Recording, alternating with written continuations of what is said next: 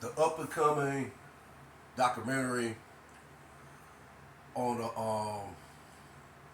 bio of Tupac Shakur and his mother Afina Shakur. It's a great, I mean, it's a great introduction, and I guess you could say it should be, the story should be actually retold over and over again, just so generations that are coming up behind me, and that generations that are as far as in my generation, and then the generations that's are a little older than me, that don't know the story, that don't know the difficulties Afina and Tupac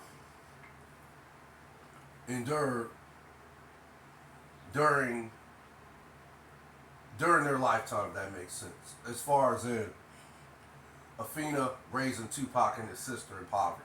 Now, I know the backstory. I know the story. I ain't gonna say backstory. I know basically. I basically know,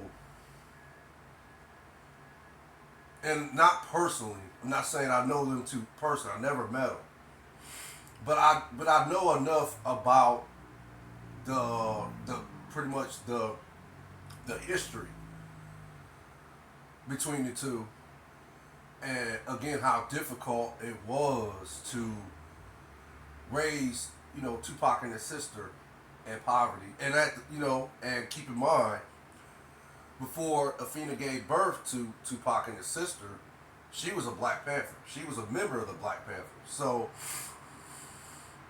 we all know that. Well, most black people, I would like to think, and some Caucasians. I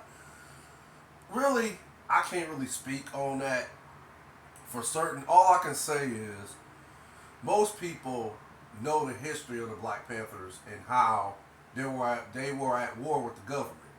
So imagine how difficult that decade was for Afina, as far as him being a member of the Black Panther. And basically, as Tupac was growing up, and when he finally started making movies, and LPs and so forth, and started writing music, poetry. It's clear to me, at least, that poverty is one thing Pac just could not process. He couldn't, it was just poverty to Tupac. It was like a epidemic, in my opinion. That's the best analogy I could think of, because he talked with is. I mean, the one thing I ever noticed about Pac, because I'm a big time Tupac fan. So again, I know enough of the history, like how he actually got into the business, and how he was able to evolve in the business. And one thing I think the one thing that was constant with Pac was the fact that he did not love poverty. He couldn't stand poverty. Again, poverty to him, in my opinion, and it's the best analogy I can think of, was like a cancer. So, well, no, I'm sorry, not cancer. I'm sorry, epidemic.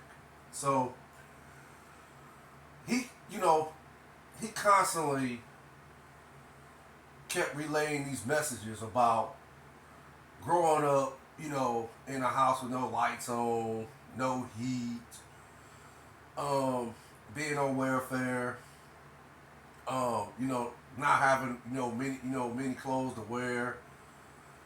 And there was even some instance in his movie, that, like the roles he got in some of the movies, like one in particular that I can remember, that I can recall, is Above the Rim.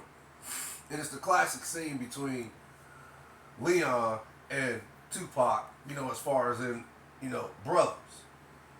And, they're pretty much have gone their separate ways because they're both adults.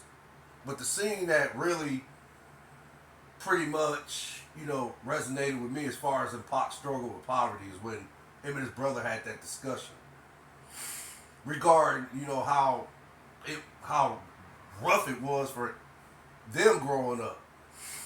And he constantly would say things like, how could you throw this away? You, was a superstar in high school, the best in the country, and you literally throwing this all away, and you're sitting up here, look at you, now you're a security guard. And but the one that resonated with me is when he went, elaborated more as far as in how their mother kept, hoping that he was going to be, the golden ticket for the family. He was going to get the family out of poverty because he was great at playing basketball. And there were talks, of his character going pro, but, he lost his best friend. They're on a rooftop and they're playing against each other one-on-one, and all of a sudden Leon's character, Tommy Shepard, makes a bet with this other character. His name is Nutso. They make a bet about who can jump the high, who can jump the highest, right? Who got hops, basically. And of course, put the money now, boo. Then, of course, dude makes the jump. He hits the top of the back, or not top, but he hits, I think, like, gosh, I want to say the right side of the backboard. And of course, he smashes through it, and he falls to his death, of course. But because of that happening, this had such a traumatizing effect to a point where he just couldn't, like, focus on playing basketball. Like, basketball was almost like something he detests. So the part where they're, like I said, resonate with me is when Pac's character, Birdie, elaborates more on how, of course, the mother, they're sitting in the house with no lights, no heat.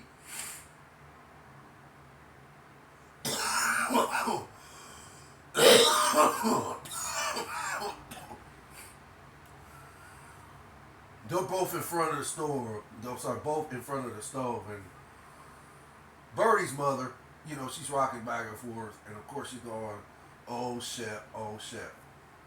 And Pac goes on to say, Pac's character goes on to say that we in the house, we sitting around with no lights, no heat. And all of a sudden, the only thing mama can say is, rocking back and forth, oh shit, oh shit, oh shit. And he goes on to say, like, she actually thought she was coming back to save us or some shit. But of course, Pac goes and says, or Birdie's character goes on to say, but everything's alright now. We got marble floors, screen double duplex. Mama ain't had to work. She's seen more money than she's ever seen in her whole entire life. And I did that. I'm the one who brought that to the family. So, as you can see how passionate he was about getting out of poverty, from going from no lights, no heat, sitting in front of the stove just to keep warm in the wintertime or just cold days. You can see how passionate he was in that scene regarding how much he just couldn't stand poverty and how he couldn't wait to get out of poverty. So I just think that particular scene, Pac just internalized it as far as in his own struggles with poverty, if that makes sense.